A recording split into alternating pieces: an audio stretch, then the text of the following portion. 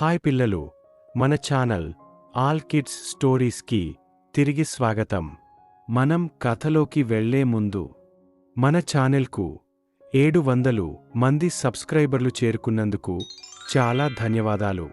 అలానే ఇప్పుడు మన ఛానల్ 1000కి చేరువలో ఉంది. పిల్లలు, మీరు మన ఛానల్ని 1000కి చేరుస్తారు అని కోరుకుంటున్నాను. కొత్తగా చూసేవాళ్ళు దయచేసి మన ఛానల్ని సబ్స్క్రైబ్ చేసుకోండి. ఇక కథలోకి వెళ్దాం.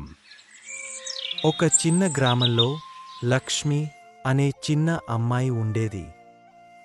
లక్ష్మికు మామిడి పండ్ల అంటే చాలా ఇష్టం. మరియు ఆమె గ్రామంలో ఒక పాత మామిడి చెట్టు ఉంది. గ్రామస్తులు ఆ మామిడి చెట్టును మ్యాజిక్ మామిడి చెట్టు అని పిలిచేవారు. ఎందుకంటే ఆ మామిడి చెట్టు దయగల మరియు శ్రద్ధగల పిల్లలకు మాత్రమే మామిడి పండ్లను ఇస్తుంది. ఒకరోజు లక్ష్మి ఆ మామిడి చెట్టు గురించి వినింది. ఆ మామిడి చెట్టుకు చాలా మామిడి పండ్లు ఉన్నాయి. ఆ మామిడి చెట్టుకు ఉన్న పండ్లు మధురమైన మామిడి పండ్లు. కాని ఆ మామిడి చెట్టుకు ఒక నియమముంది. ఇతరులపై దయ చూపే వ్యక్తికి మాత్రమే మామిడి పండు పడిపోతుంది.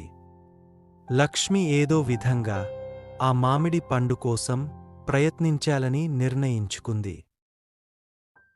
అలసిపోయిన ఒక వృద్ధురాలు పెద్ద బుట్టను మోయడం లక్ష్మి చూసింది.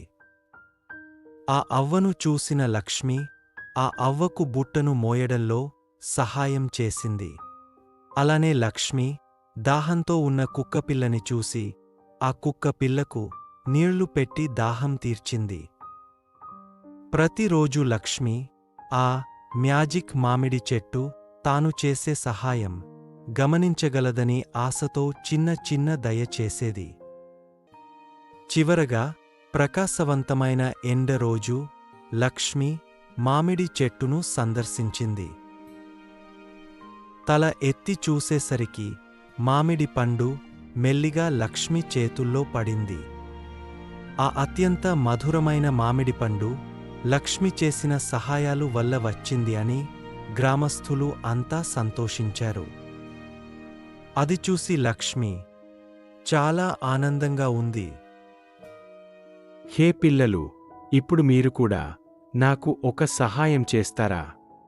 ఈ కథను అందరికీ షేర్ చేస్తారా? అలానే మన ఛానల్కు 1000 మంది సబ్స్క్రైబర్లు రావాలని కోరుకుందాము.